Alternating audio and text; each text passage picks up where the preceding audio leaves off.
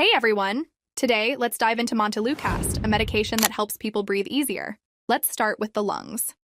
In asthma and allergic rhinitis, the airways become inflamed and constricted due to the release of chemicals called leucotrienes.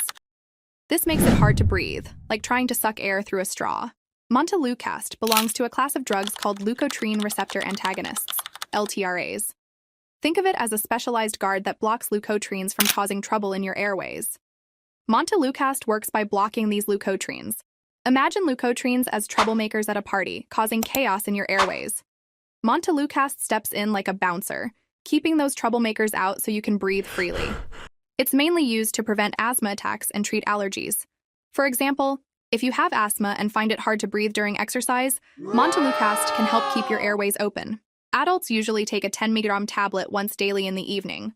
For kids, the dose varies. 4 mg for ages 6 months to 5 years, and 5 mg for ages 6 to 14 years. Always follow your doctor's instructions. Montelukast is rapidly absorbed, reaching peak levels in about 3 to 4 hours. It's metabolized in the liver and excreted mainly in the bile. Common side effects include headaches, stomach pain, and sometimes mood changes. Think of it like feeling a bit grumpy or having a tummy ache after taking your dose. If any side effects bother you, make sure to talk to your doctor.